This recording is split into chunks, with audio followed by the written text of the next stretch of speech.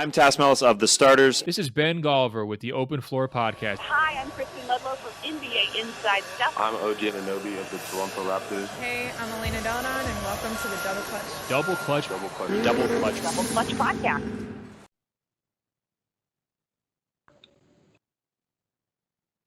Hello and welcome back to the Double Clutch Podcast. I'm Mike Miller, and tonight I'm joined by a man who's made three correct and eerily specific player transaction predictions within the last couple of weeks. They all came true, it's unbelievable, but it is New York Nickstradamus Whitfield.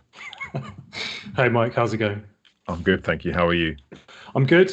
I'm trying to predict the winning lottery numbers now.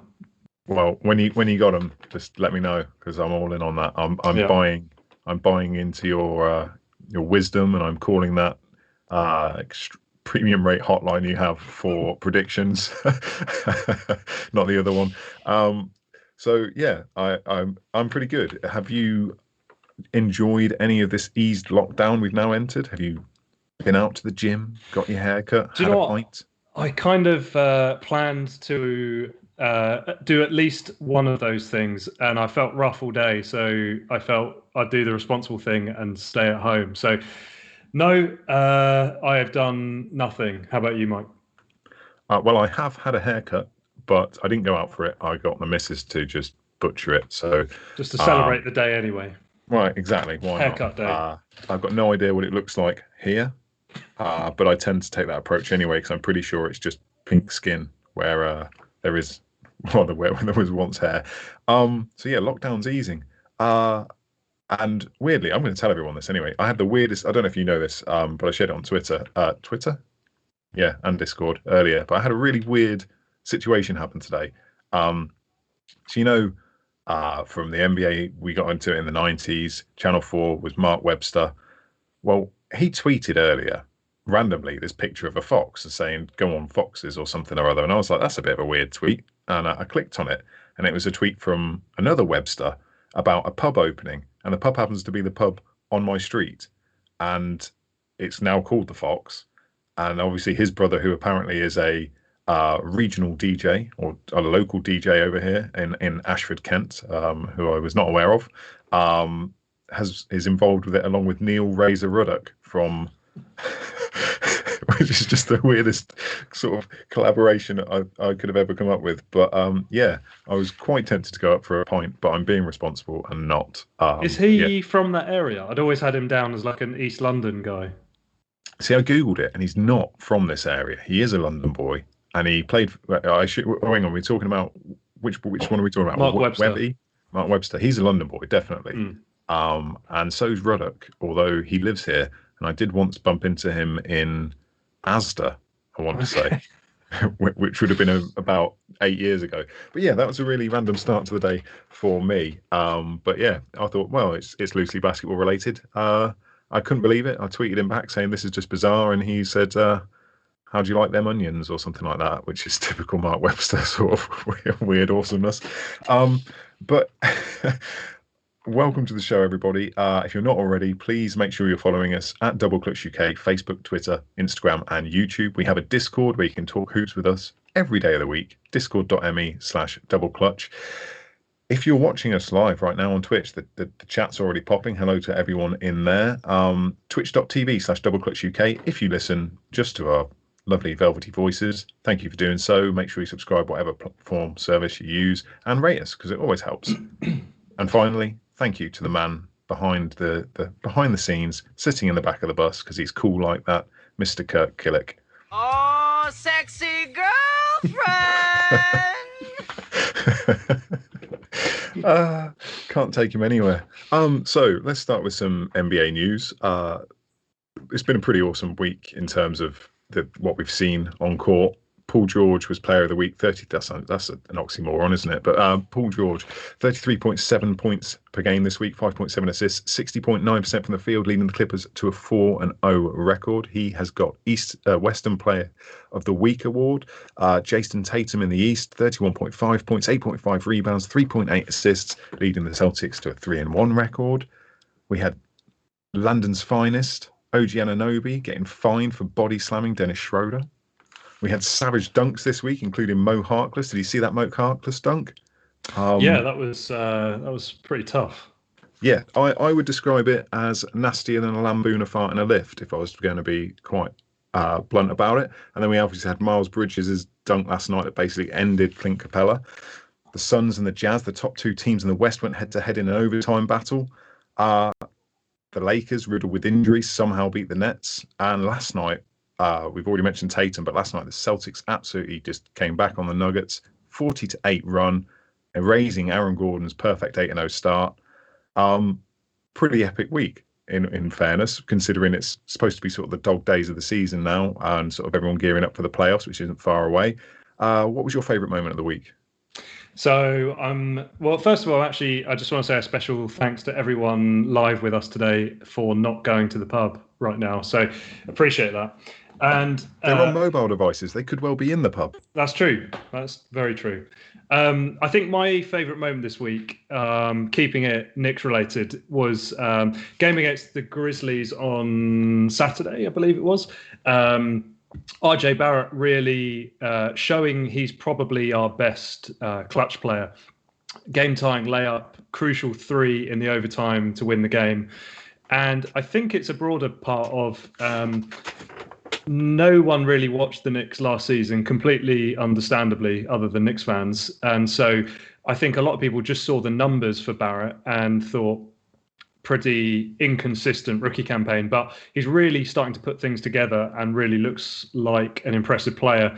I saw someone tweet that like Knick fans were getting overexcited because that like Chris Middleton was his ceiling or something. Chris Middleton was still at college when he was the age RJ Barrett is now, scoring fewer points than RJ Barrett is in the NBA. So it feels like a bit of a strange comparison to me, but is that even that bad of a comparison? It's not bad. I just think I don't understand where that's coming from, where he doesn't play anything like him and the comparison at the same age is off. Do you think it's maybe because given that he's in such a hypermedia market, we don't hear that much about him, so maybe there's the at least impression that he's got an introvert personality to a degree, or maybe I'm just missing out on all the RJ Barrett just craziness. Yeah, I think he's been one of those guys for a number of years, even playing for the Canadian national teams coming through. He was one of those super mature type of characters. So he's not going to be going on Instagram Live with strippers like Paul Pierce, for example. Well, more on that later. More on that later. So let's turn to some quite serious news briefly. The Nets game tonight on Monday night versus the Timberwolves has been suspended following the shooting and civil unrest in Minnesota and the death of Dante Wright. What a horrific, another instance of a horrific situation involving the death of a black man in the United States. It's been basically a year of horrible moments like this. And, you know, we were going to talk about the Timberwolves anyway, but we can't not talk about that. It's just, you know, it's just ridiculous. This sort of thing is still happening. We're by no means qualified to speak on it to a degree that it's not been our experience, and we, you know, quite clearly aren't Black Americans. But it's just shit that this still carries on the way, you know, it does, and as often and as frequently as it does. But we were going to talk about the Timberwolves anyway, because there is a transition of ownership happening. So we knew that Glenn Taylor wanted to be out for a while. And there was talk of KG trying to put together a team of, you know, a buying group to take over the team. But it's not. It's a baseball player who has, you know, lots of money from baseball, who I don't know because I don't follow baseball. But Alex Rodriguez is part of this purchasing group. What do you think about this move? Do you think it's a good thing for the Timberwolves? I don't think it could be a bad thing necessarily. If an owner doesn't want to be there, and it's not like the Timberwolves have been succeeding based on his ownership structure and style. So I don't think it can be a bad thing. I think the real kick in the nuts, though, is for Kevin Garnett, who went out of his way to try and be involved in an acquisition group as part of the Timberwolves, obviously the greatest player in franchise history. And it almost feels deliberate to not only sell the team to someone else, but a professional athlete-led consortium from a different sport who's got nothing to do with the city of Minnesota or the sport of basketball. It seems like a very... it feels like a bit of a statement to sell to that group. Yeah, I get that. Especially, the bad blood between them runs deep. And, to the point where KG's 21 doesn't hang in the rafters, and yet his 5 does in Boston. And to me, you say KG, my mind is immediately number 21. He was incredible there. It's a shame that he's not been given the opportunity, or maybe he has, but it's not public. But it just feels like he's being cut out the deal a bit. I'm hoping that being a fellow professional athlete, that I'm speaking for A-Rod here, not for me, obviously. Once he has majority ownership, he just starts selling bits to KG and just like, come on, I got you. But just, sorry, go ahead. No, go I was ahead. just going to say one part of discussion I've seen is concern on one hand because A-Rod actually started his baseball career in That's exactly Seattle, what I was going to say to you. which led to some speculation that there may be some intention there. I'm not sure if I agree with it. A-Rod played the vast majority of his career for the Yankees in New York, so it seems like a tenuous connection to me. I feel like if Seattle, hopefully when Seattle gets a franchise, it'll be through expansion rather than another city losing their team. Yeah, I was going to ask you whether you bought into that. I think he was there in his early career, but didn't spend the majority there. I don't know if he's a massive Seattle guy. Certainly, it just seems a bit bizarre. I mean, I get that Minnesota's not a big market. I wouldn't have any issue if they did move the team to Seattle. Seattle deserves a team. I'm not saying that Minnesota doesn't, but I would love to see a team back in Seattle. I don't know if anyone doesn't want that to happen. It would just seem a bit cruel for Seattle to gain a team in a similar way to it lost its own team. Weren't they almost got Sacramento a few years back? And when the brothers who owned it began with M, I can't remember the name, but they sold to Vivek Randradive, but they were very close to selling to a Seattle-based group. So I think that Seattle would take any team at this point. So we've got about a month left in the regular season, with the play-in starting on the 18th of May. So I thought we'd talk about the MVP race, which is, I say, quickly becoming. It's been a bit strange all season, but this is possibly the strangest MVP race in NBA history. Certainly it is in recent memory. It's a really close race. There's no clear-cut winner. And I wondered if it's just like a byproduct of this strange season we're experiencing, or whether it's just something has changed in general. So I just wanted to get your thoughts on it, because this is a really bizarre situation where we've had, first off, Giannis wasn't getting the MVP, and there's still a broader discussion on that. But now he's considered in the running. Then it was Embiid, he's been injured. LeBron's been injured, and now Jokic, who we at Double Clutch have been talking about for a while as being the MVP, is now the firm favourite, it seems, despite the fact there's not actually that much buzz about that being a topic at the minute. So I just wanted to get your thoughts on it. It is strange for a number of reasons. I think all of the leading candidates, as you just said, have missed games, and I think that's chance more than anything else. It doesn't feel like we're playing more back-to-backs or anything. The season's a bit congested, but it doesn't seem like it's so congested that we'd have a significant amount more injuries or strategically missed games, for example. I think there's a few guys being left off. I know we're going to do our top fives in a moment, so I won't go too much into it, but there's some guy, like, I don't have him in my top five, for example, but Donovan Mitchell is the best player for a team that is storming through the regular season, and no one is mentioning his name at all, which is interesting to me, because normally the kind of best player on the team with the best record by default gets at least a mention. Yeah, It is bizarre. And even the Suns, they've got the second best record in the NBA, and there's not really talk as to whether they have an MVP. It's which of their stars is more deserving of being included in the MVP conversation. And if you look at the NBA.com power rankings, 9 and 10 is Booker and Chris Paul respectively. It's really bizarre. Neither of them rather make the Basketball Reference top 10, which is a weird model based on what they think previous voting results show.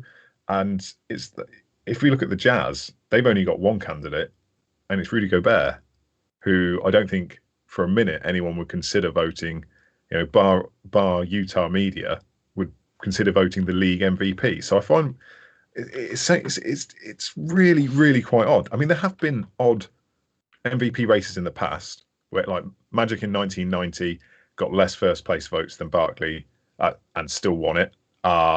Malone beating MJ in 97, Malone beating Alonzo Mourning and Tim Duncan in 99. Nash Shaq was 05, and that was close. And then I think 16-17 was the really close race between Kawhi, Westbrook, and Harden. But there were sort of three names in the running, even in the most congested one of those. Here we could have sort of like 4 or 5 guys, but each of them have got ways of detracting them, the validity of their candidacy. Well, I should not string words like that together. So I guess we'll go through our top 5s then. So who have you got in 5th place? In 5th place, I have Giannis. Okay. I mean, it's hard to fault him, and he's played incredibly well again. And I've talked about this a million times now, but I think there is a hangover, or there will be a hangover with voters in that, and rightly or wrongly, because no one has actually defined what the MVP award actually is or what it means. So rightly or wrongly, I think voters will think, oh, hang on, the Bucks have disappointed in the last couple of playoffs. We're not voting for this guy again. Even just voter fatigue in general of voting for the same person. So I think he'll suffer for that reason. So to clarify then, your top 5 is based on your thinking of how it will pan out versus your... No, I am not immune from those same trends I'm talking about. So this is my personal top 5. Okay. I have Embiid at 5th because as dominant and incredible as he has been, he got injured and his team went 8-3 without him, which to me just means his value, however great it is when he's there, isn't actually missed all that much when he's not, if that makes sense. So who have you got in the 4th spot then? I have Embiid at 4. And I don't think we differ in opinion very much there. Okay. In 4th place, I've got James Harden, who I think would be a lot higher had he been with the Nets the whole season. And I get that what he's done there has been phenomenal, and even to the point where he's currently out or has been out recently, and the team were 2-3 without him. And then the record when they're with him is fantastic. The record with and without him is not good at all. So I think he definitely deserves some love and should be in the race completely. But I don't think the overall body of work for the team is there, despite the fact he's about to set the triple-double record for the franchise, having been there like 3/4 of a season, a congested season. So who do you have at number 3? The King, LeBron James. Okay. I think he was higher earlier in the season. I think he's missed too many games to be higher than 3rd. I don't have him in my top 5, which is... I can see that. But it's a bizarre thing to think about, because if in a vacuum, he is certainly the best player in the league. My own, and this may clarify why I've left some people off this list who some people may be expecting to see in it. My own interpretation of MVP is how good is the team if you remove this one player from it in a vacuum, based on what I've seen. And I think from what we've seen in the Lakers since LeBron has not played, it kind of shows me how important he is for that team. Because without him, like, that could be a first round exit. Yeah, I get that, but they also lost AD as well, which is where because I use a similar approach, but I don't know at what point, because obviously AD went down not long before LeBron. I also did. have just way more of a sample with Anthony Davis in New Orleans. I've seen teams based around Anthony Davis, and they've never been very good. So how I weight his contribution to winning without LeBron isn't as high as someone who I've seen do it themselves. That's fair. I can accept that. In third, I have Giannis. Again, phenomenal season. I think a lot of the struggles the Bucks experienced was because of the style of season it is. I think if they'd had a training camp, we wouldn't have seen those issues. Recently, he's had an injury as well, which I think has knocked him back, even though it's shown that he's vitally important there, because they were also 2 and 3 without him. Your second spot then? Nikola Jokic. I think he's been incredible. He would be top of my list if their record was just slightly better. And that feels harsh, but I've got nothing else to say for myself why he's second and not first.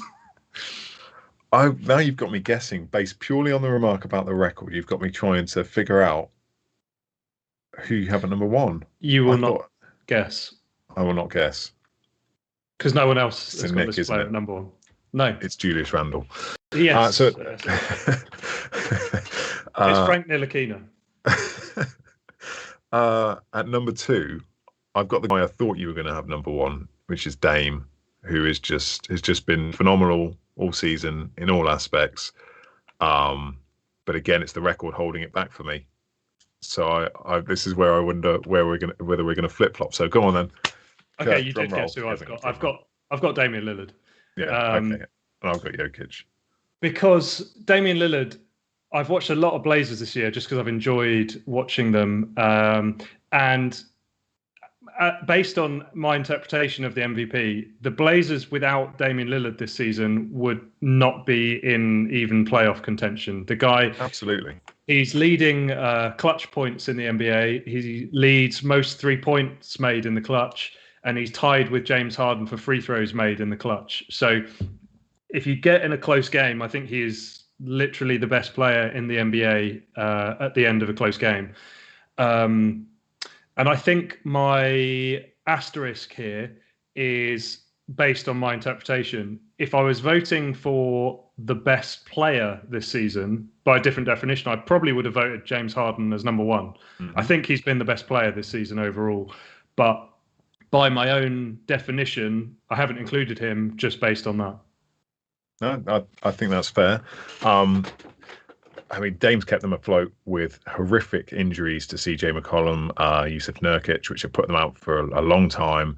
But they haven't really, now those guys are back, jumped up, which is a bit of a surprise as well, which suggests maybe more weight should be given to Dame's overall performance on that team. They still suck defensively, which isn't solely down to him. Excuse me. I also I was puzzled by them letting Gary Trent Jr. leave, who's absolutely been lighting it up in Toronto since he left. Yep. Norm Powell has been fine. He had one big game.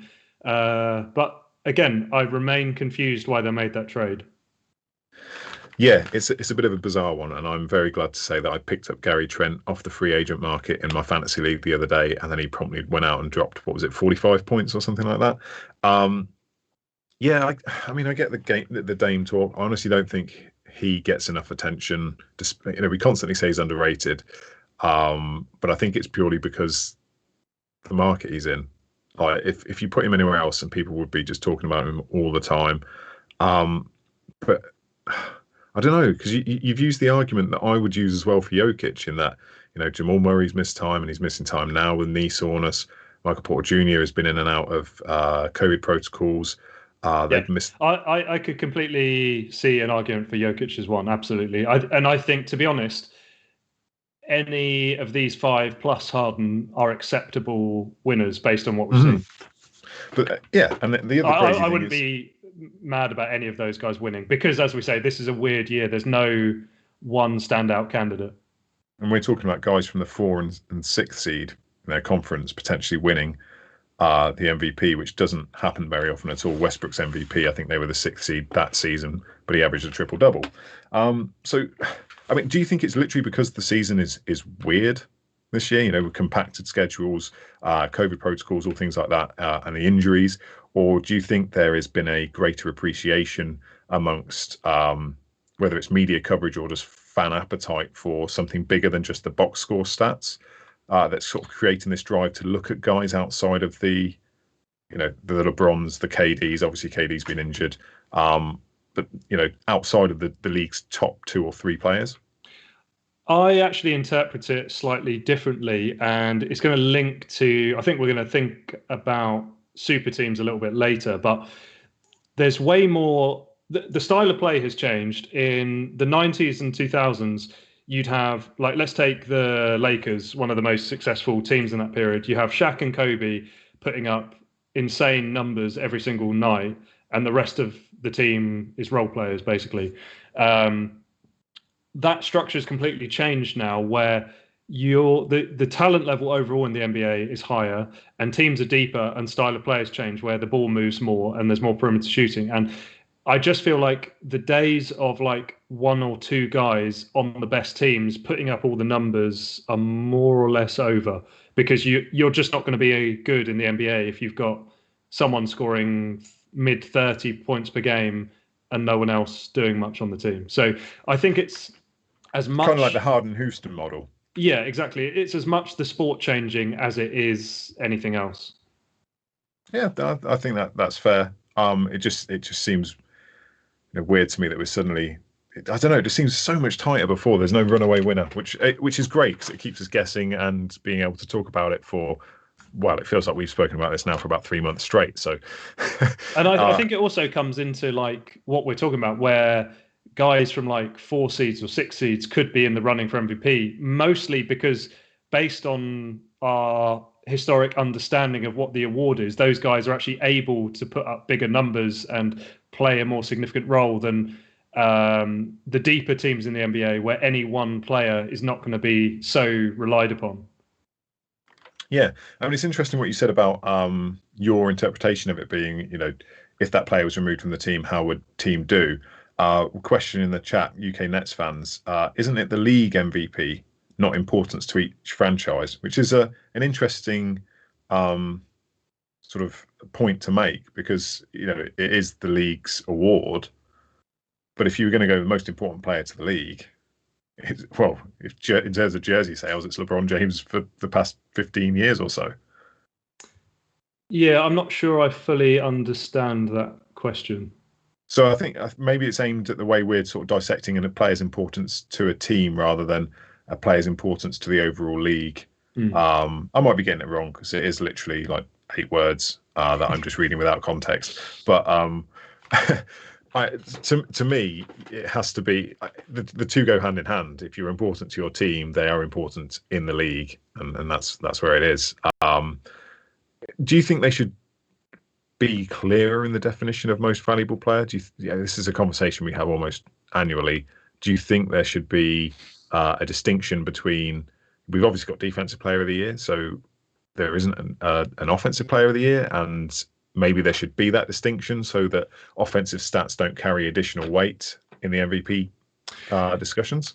I actually think not, because I'm a big stickler for tradition and being able to compare eras and stuff like that. And I wish there was a better definition from the first ever NBA MVP for sure. And that would be more kind of consistent as we came through.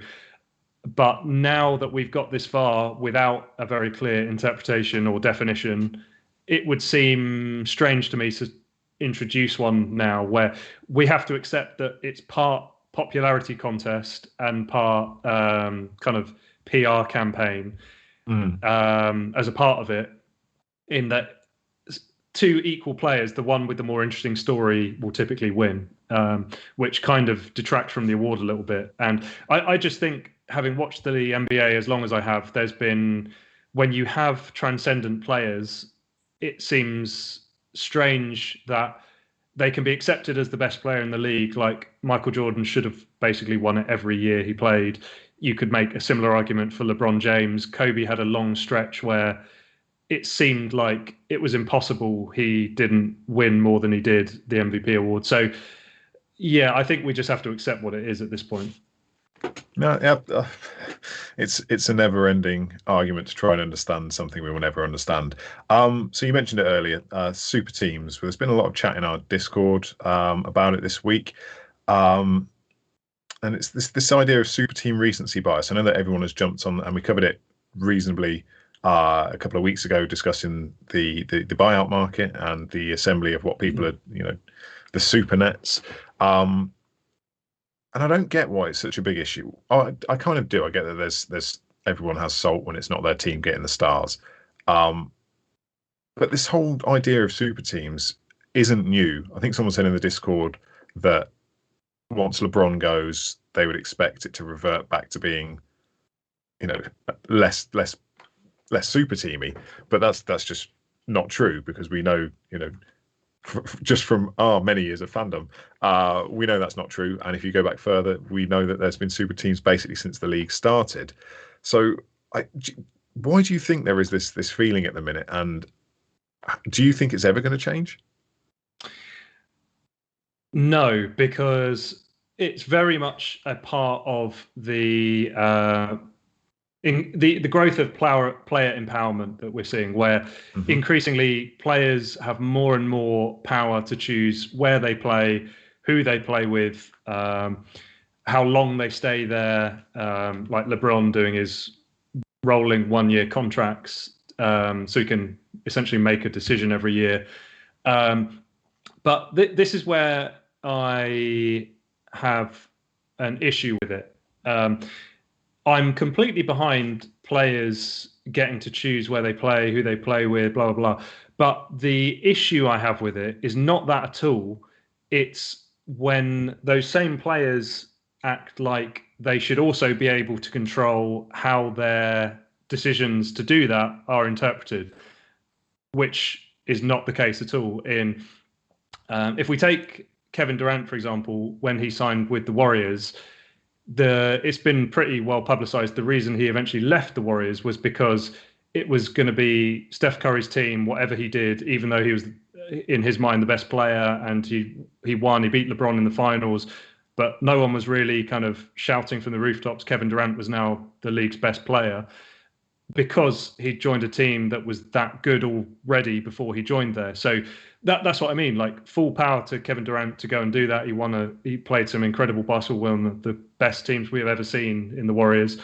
But you don't also get to control the narrative. You don't get to do that.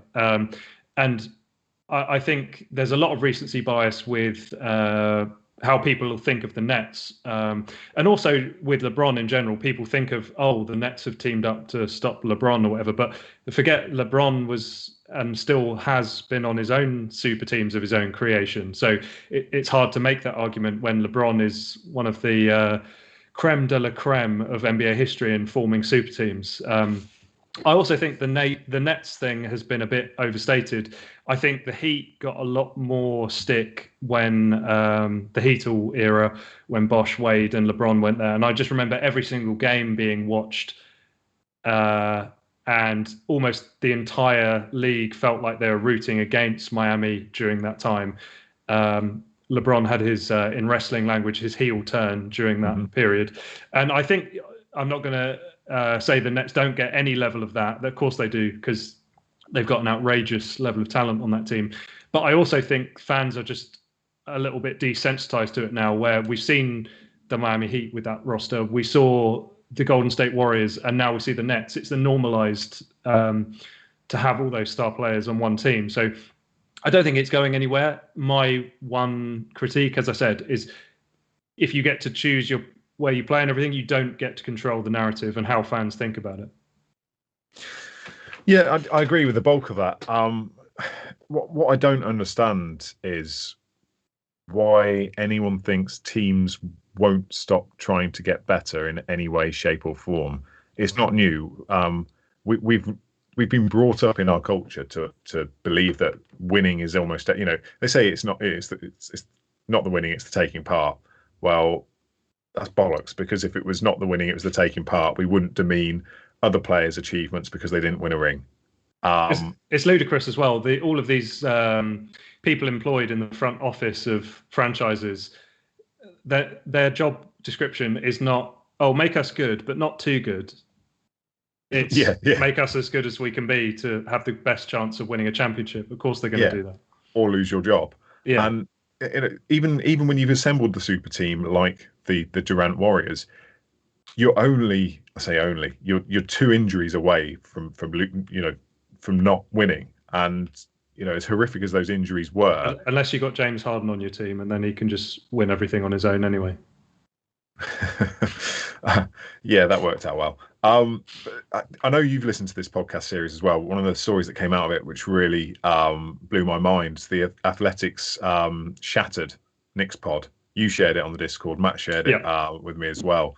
And what blew my mind was one of the stories I hadn't heard before was how the Golden State Warriors in the early 90s, I want to say 92, 93, tried to coax Patrick Ewing away from the Knicks because there was a clause in his contract that said if he wasn't one of the top 4 players in the league, then he could walk away. So they were restructuring Chris Mullin's contract to pay him to basically backload it. So they paid him less to start with and more later on in order to get Ewing. That's wow. Okay, we're 30 years away from that now. Makes me feel even older. And this isn't new. This has been going on. It's been going on before that. We saw the way that Boston used to run things in the 60s was all very, I want to call it underhand, the way Red Auerbach used to engineer some of those moves. But I'm kind of glad that Ewing didn't go to Golden State at that time, because it would have absolutely butchered a fantastic Run TMC nickname. But can you imagine if that starting unit had been on the floor together in that era? That would have been ridiculous, because, I mean, I'm not sure Hardaway's a Hall of Famer, but Mitch Richmond is. Mitch Richmond is. Chris Mullin obviously is a Hall of Famer and a Dream Teamer, and Patrick Ewing's also a Dream Teamer and a Hall of Famer. That to have those guys in their almost peaks together could have been devastating the way they played.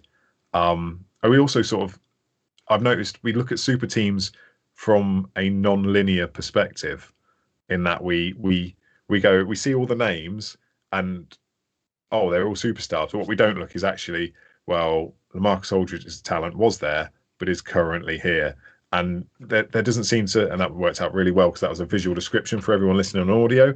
Basically, the point I was trying to make is that their name carries more merit than their current capabilities do, and I think that's not taken into consideration enough.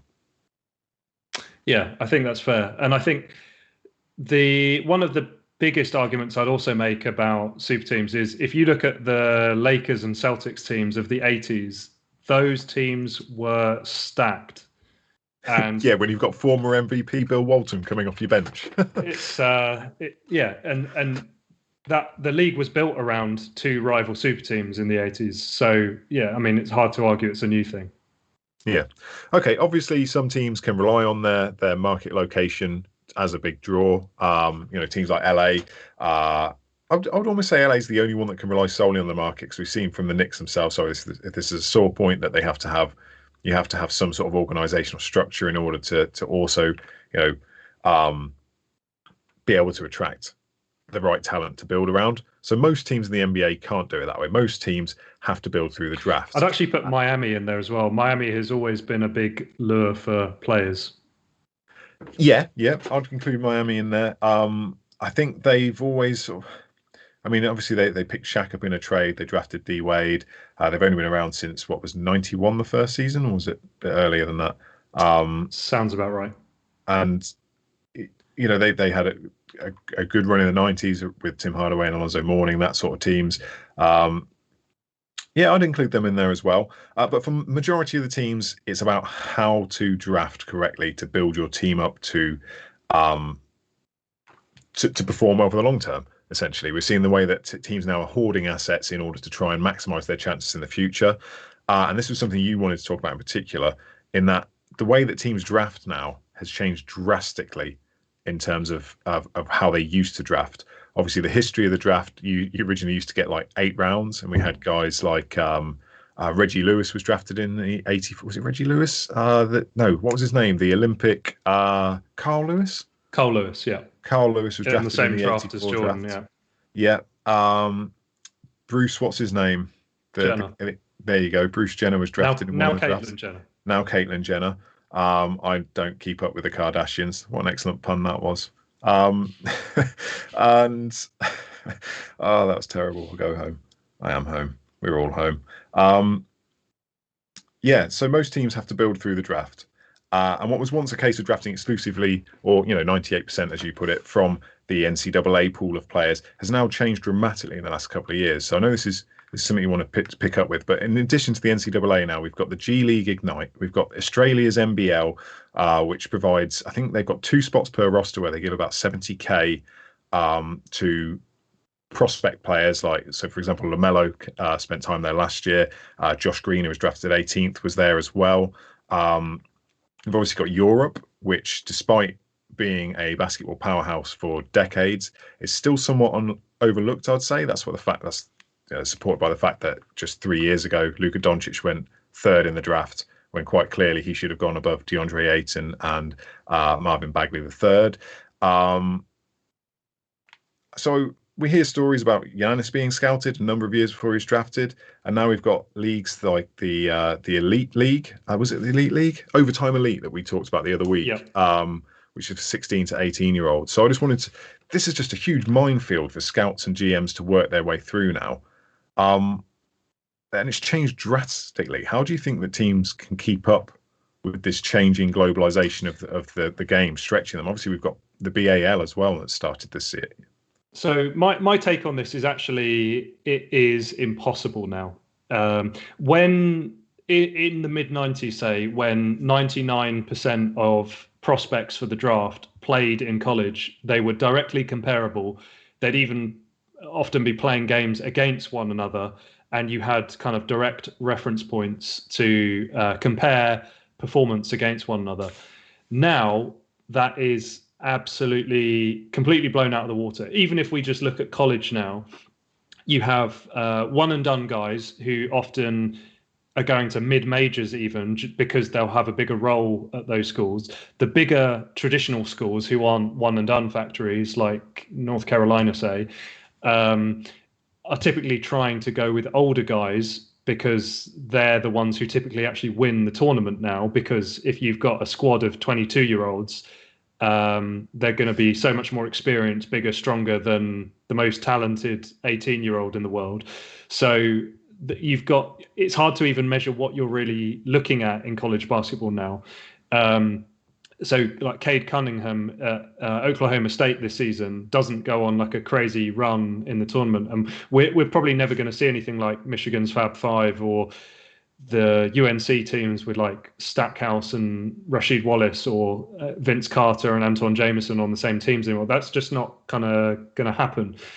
But equally, like if you imagine let's take a top 5 in any draft. One of them is has scoring 10 points per game for a EuroLeague team. There's another guy scoring 20 points for an NCAA Division 1 school, and there's another guy scoring 16 points a game in Australia. And there's another guy who's putting up 15 in the G League. How do you possibly try and compare those players who are playing against different levels, against different experience levels, age brackets, professionalism? It's an absolute minefield. And this kind of feeds into my general thoughts on the draft anyway, where if I ran the NBA, and I probably should, to be honest, I would make the draft a complete lottery every single season. So with no favoritism towards bad teams. So the lottery would be an actual lottery with every single team having the same chance of winning, which would make it anarchic, and that's what I want. Because any single draft pick you got from another team, if it was first round, it could be incredibly valuable, and it's hard to because what we see in transaction at the moment is you see you see it's basically impossible to follow a lot of times because there'll be and they get a pick but it'll be like pick protected. So if it's top 10, say, they don't get the pick anymore, and it's like the way I would envision it would be a lot simpler. So would you remove pick protections as well then? So that if they trade a first round pick, that could be the 30th pick, or it could be the first pick. Oh my god, that's carnage. I can just see you walking away with the Joker makeup on. But yeah, that would be I just insane. think it would just make the NBA way more interesting. Where you take Tyrese Halliburton, who's going to be miserable and never watched on the Kings now for at least his rookie contract. Let's say he'd winded up on the Lakers. That would be a really interesting thing to watch. I just think it'd be way more fun if good players could end up on good teams on their rookie deals. I suppose to a degree you'd hope it would incentivize mediocre franchises. I think the issue you'd get back, obviously, as commissioner, you need to think about winning over a 2/3 majority of your board of governors. I think the issue you'd have is that people would say, well, okay, so the Lakers could have LeBron and AD and the top pick, and the Nets could have the same. Just try and the bigger thing for me is I can't get on board with any kind of rewarding being bad, and then we see teams actively trying to be bad. I just don't think there should ever be a scenario where you're incentivized to be bad. I mean, it would fix tanking. Exactly. That's without doubt. Not only tanking. And there's tanking, and there's different types of tanking. There's we're going to actively strip our squad of talent. There is, this guy is not really injured, but we're going to tell him to go home anyway. All of these things do not have a place in the NBA for me. Every game should be, at the very least, a matter of pride to try and win. Because for me, that's what sport is about. And I just personally can't get on board with any sense of incentivizing losing. So what tools or weapons would a small market have in their arsenal to attract free agents then? Because obviously they're not all blessed with market. Salary cap. Okay, so I can offer you X amount, and another team can offer there's you X amount of max contracts that fit into the NBA. A proportion of them have to be for non-major markets, and that's the way it's always worked. And I don't see why that wouldn't work. You'd see it would be the same as it is now. And where I'm going with that is because drafting is such an inexact science. Very rarely now is unless it's like a LeBron or an Anthony Davis, or very rarely is the top pick or even beyond the top pick. NBA drafts very rarely now go 1, 2, 3, 4, 5 after even 2 years of watching them play in the NBA, in terms of how they actually, if you redrafted them, how they'd be picked. So in another way, I think it will matter less and less because drafting is becoming such an inexact science. You could get the best player in the draft at 5 or 7. See, so my issue comes back to contracts, and if Team A can offer X and Team B can offer X, they're going to go with the place they'd rather be, which ultimately leaves Team B. That's the same as now in free agency. Yeah, but that means I think we're going to get an exacerbated form of these albatross contracts that people can't trade.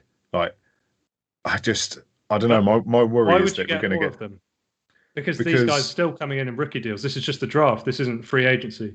No, but we're saying the way of controlling basically you've taken away the small market chance, or the weaker team chance of getting new talent. Therefore, they need to take other talent. The only way they can get that, because predominantly that's a smaller market. The only way they can get that is by overpaying. Because if you offered a max salary to a player A, and then someone like the Lakers, or we keep saying the Lakers, someone like Miami offered them 75% on an incentivized deal, they'd probably take that deal. But then I believe in a free market where if a team is going to be dumb and overpay for a guy, they're going to do it. But the market will dictate a player's worth, because if a team is willing to pay X amount, that's the value of the player. So I am not Personally, I'm just not that worried about it. Okay, fair enough. Great comment from Magic Fan G. Maybe a playoff of all non-playoff teams for the number one pick.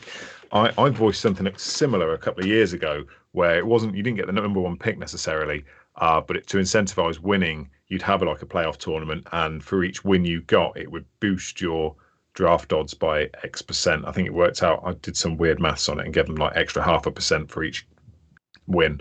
So do you think there's the idea of a secondary tournament and therefore a secondary revenue stream would be a good option? I like the idea of it, but the thing I'm cynical about is players want to win an NBA championship. Players don't care about the number one pick. And you'd end up in a strange scenario where players are essentially playing for someone to come and take their role on the team if they get the number one pick. So it doesn't probably work from a player perspective just because of human nature, in that I don't think if you're a 30-year-old vet, you particularly care whether the team gets the number one or the number two pick. No, true. Okay, we've gone along on that. We probably could go a lot longer as well. Kirk, play that intro. Nothing but Nick's silly nonsense. Okay, so I hinted about this topic earlier, but about what was it, a week, maybe just over now? Where do you rank the circumstances surrounding Paul Pierce and ESPN parting ways? He launched Instagram Live with a group of strippers, with himself visibly under the influence of illicit substances, as I'm going to describe them. In terms of your favorite weird and inexplicable things current or former players have done. I mean, this is like a real open season, because there are some weird and inexplicable things that have happened in the NBA. Firstly, the video on this, I watched it and I was just kind of like, I couldn't get over it. I mean, I'd probably put it in a similar range to Rodman marrying himself whilst wearing a wedding dress. I'd put it lower than Jamal Murray or Draymond Green accidentally Snapchatting or Instagramming their Magic Johnsons. I'd put it above J.R. Smith and Iman Shumpert also being obviously on illicit substances whilst doing a national interview. And I think didn't Shumpert say hello to his mum? I think so. So yeah. I put it in that sort of range. But I wondered if you'd heard this one. This one, I've heard it a few times.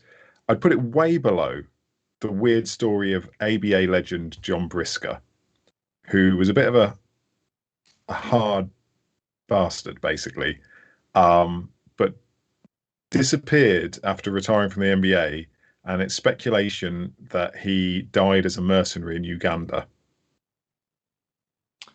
That is mental. That I think is the weirdest basketball rather than NBA story I'm aware of. But so I think it falls way short of that, and I've put it in that Rodman weird section. So for me, this falls into one of a category that I think of as like NBA players never fail to astound me. So if we take Myers Leonard earlier this season, for example, God, yeah, I knew. And you take like a random guy and you say, look, we're going to pay you millions of dollars to sit on the bench for the Miami Heat. And do you know what? You're going to have loads of free time when you're not in the weight room or at practice. You've probably got enough time to become really good at video games, and you're going to earn some extra money on the side too doing that. You've just got to do one thing. You've just got to not be racist, all right? That's the one thing you've got to do. And he still can't do it. It's like absolutely unbelievable. Yeah. Like in this case, right, Paul Pierce, you're a smart guy. You're an unbelievable player in your time. We're really going to value your analysis. You've just got one thing you can't do. You cannot go on Instagram Live on drugs with strippers. And what does he do? It's like, it's incredible. I love it. I'd love to know what goes through his mind when he's like, you know what I really need right now? Instagram Live. This would really set this off. Sorry, carry on. Just some other things that baffled me that were top of mind when I thought of NBA players doing bizarre things. Larry Bird injuring his back and essentially ending his own career by building a driveway for his mother. So he didn't have enough money to pay someone else to do that. It's And didn't he mangled his hand as well playing softball right before he was due to start his rookie season? Unbelievably Larry Bird story, that one. Shaq just making the movie Kazam in general. Dion Waiters, Gummies on a Plane. Forgot about Gummies on a Plane. And the infamous MJ cigar cutter injury, severing a tendon in his shooting hand. Yeah. Which is, So I think that was right after the 98 finals. So Wizards MJ was kind of functioning with a deformed right hand. Yep. And broken ribs to start with, thanks to Ron Artest. But we won't go down an MJ rabbit hole. That was Nick's silly nonsense. That was indeed silly, but excellent. Talking on our discourse on Discord, there was some, obviously with the WNBA season due to start next month, we've got the draft this week, so the WNBA channel is popping right now. Kirk's just thrown up some of the jerseys. Let's just quickly get into that because we had a question on that from Matt Hardy. Can we get your thoughts on WNBA jerseys for the pod? Best looking and best story for each of you. Chicago Sky Explorer edition, which is the black blue pinstripe, looks the best in his opinion. And the Connecticut Suns Kiezusk Rebel edition is the best story. Thanks. So what was your best looking and best story? So best looking, and I am determined to buy this jersey when I find it available somewhere easily. The Indiana Fever Rebel edition, which is like a Stranger Things collab. Obviously, the TV show is set in Indiana, and I love that show in general. So that is my best looking for me. And the best story, I went for the Washington Mystics Rebel edition, which in a kind of line going down the jersey has the script of the 19th Amendment to the US Constitution, which is gave the women the right to vote. So I thought, it was an interesting story. And looking down the stories, there were only maybe 2 or 3 that weren't just like marketing guff. So that stood out to me, that one. Yeah, I found it difficult to pick a best looking one because there was a lot of awesome jerseys in there. I really like the new Seattle look. I like the Phoenix Mercury look. I agree with you. The Stranger Things collab is incredible, but best looking, I'm not really sure I could pull off. Like, it kind of looks like blood splatter, and I'm not really sure I could pull it off. But my missus, who has, limited to zero interest in the NBA or the WNBA, basketball in general, she saw the jersey and went, "Oh, that's that show we watched, isn't it?" I was like, "Yes, well done. That is a." Sorry, she doesn't listen back to this, so she won't realise I've just taken the mick out of her. I thought the Aces jersey actually took a step back from what it was last season. And I loved the Liberties Equality jersey, where they'd written that across the top. Matt's right about the Kiezusk being a fantastic story, which is the indigenous Mohegan tribe's word for sun. And I'm not a big fan of the jersey, but I did really like the concept behind this. So my favourite concept, even though I wouldn't buy the jersey, is the Chicago glass ceiling one, where it's got the smashing it. I wouldn't wear it, but I just loved the idea of and what it represents. We also have got a bit of a fantasy league update because it's playoff time. So, Kirk, did you want to pop up the older playoff tree? He's going to say no now. He hasn't got it ready. Oh, there we go. Here we go. It's on there. So our regular season has come to an end, and we have our playoffs starting this week. If you're not already, come join the Discord because you can get in early for next season.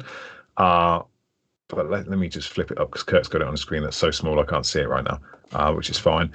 It's going to be interesting. So basically, the way the playoffs work is the same as the regular season. You play the whole week, and the winner of the most categories advances to the next round. One of the brackets, number 15 versus number 2, is actually our very own Nick Whitfield and our very own Kirk Killick. So Kirk's probably not going to talk, so he can give some weird drops in here. But how are you feeling entering this playoff? Not terribly confident.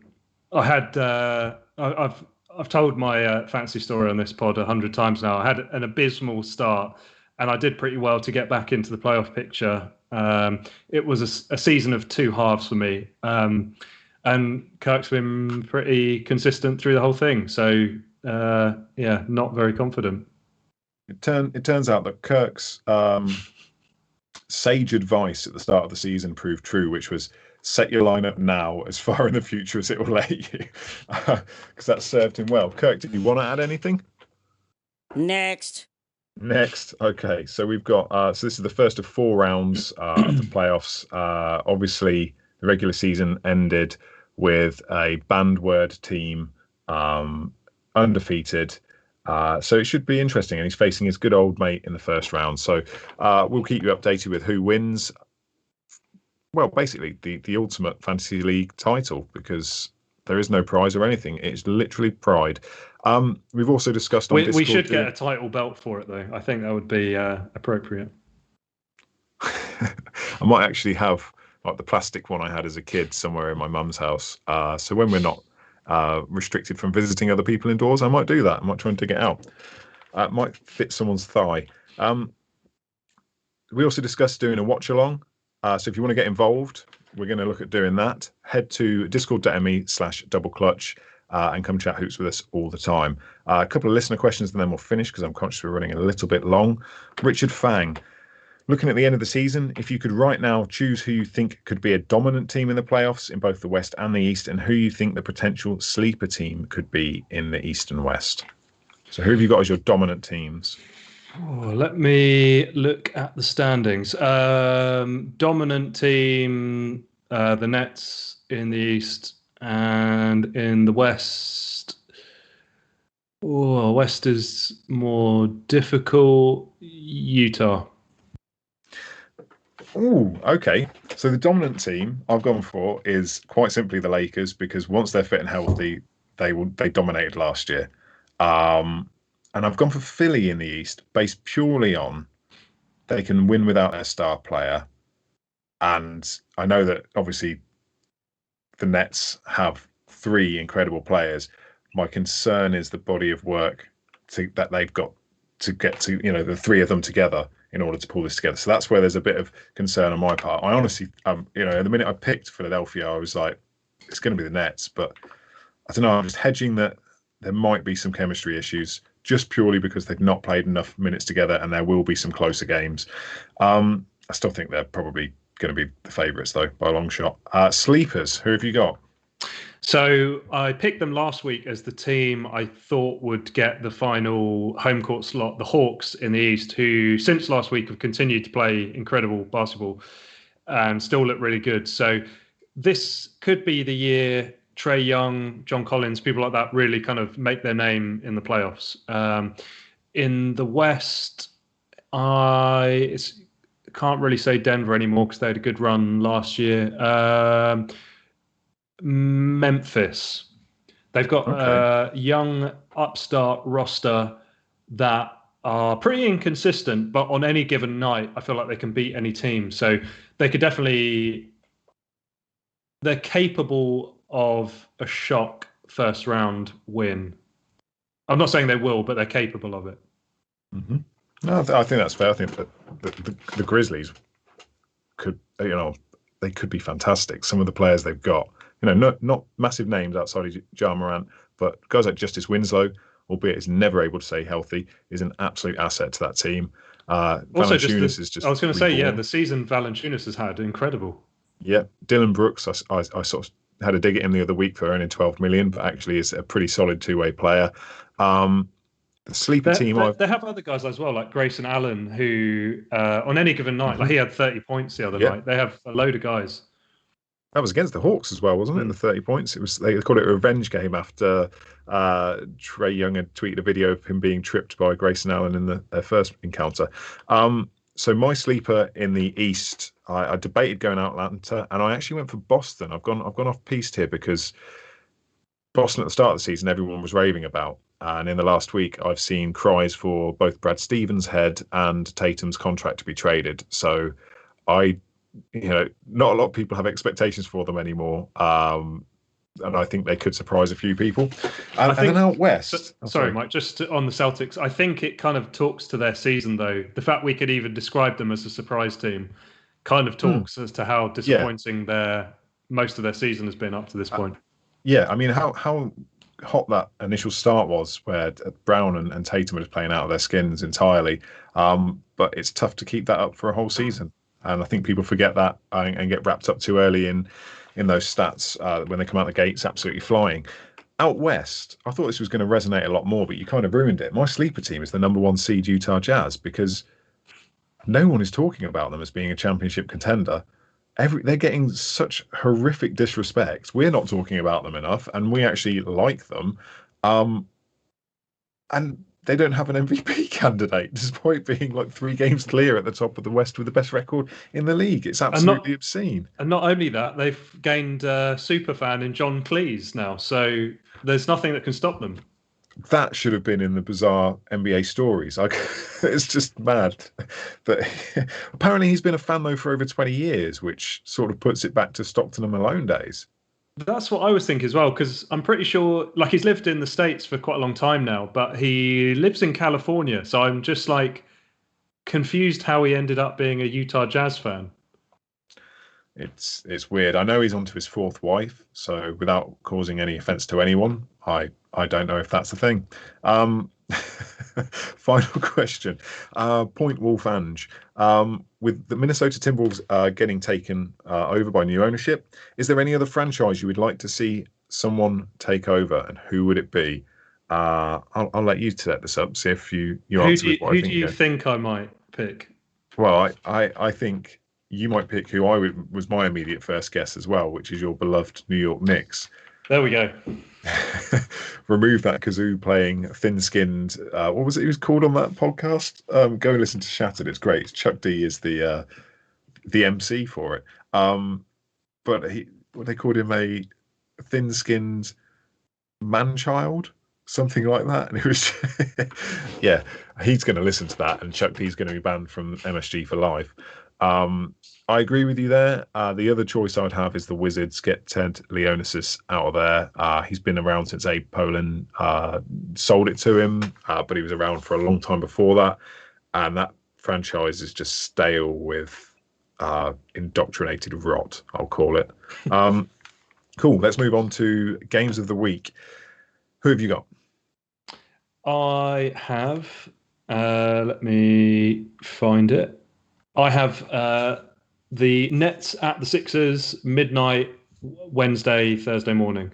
2 best teams in the East. Yeah, looking forward to watching it. I also have the Nets. No, I don't. I have the Sixers, though.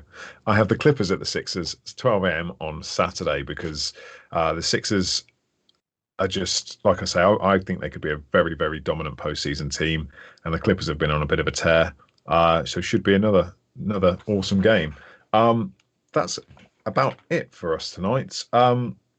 So thank you to everyone who has tuned in, listened, watched, consumed in any way, shape or form. If you're not already, make sure you're following us at Double Clutch UK, Facebook, Twitter, Instagram, YouTube. Discord.me/Double Clutch is our Discord community. Twitch.tv/Double Clutch UK is where you can watch us every Monday at 9 p.m. Shout outs to followers on Twitch, McKenz, subscriptions from Nick D. Hogan, who we think might be the son of Hulk Hogan, but we're not disappointed if it's not. I am going to be incredibly disappointed if it's not. And on Discord, we had Ollie and Ben Sulk ID2. So shout out to you guys for getting involved with the community. Anything you want to add before we close this out at all, Nick? He's mentioned it several times in the comments that I spotted. Shout out to Elliot for a fresh jersey that I'm wearing tonight, along with a few others I picked up in his sale. Nice. Hopefully that you were trying to buy already, Mike. Well, I was looking at 2 jerseys because I don't know if I'm a large or an XL. I just don't know. I've got XLs and they seem a little too big now. And then I don't have any larges to really compare it to. So I was watching 2. One of them was an XL Dame Lillard, and that went, and I almost threw my thing across the wall. I need to know these sizes before I just start looking at the products. And it's my fault, not his, because he's offered to help me many times, and I'm just rubbish. So on that note, I will close with this. We each have a star. All we have to do is find it. Once you do, everyone sees it and will be blinded. Good night. See you next week.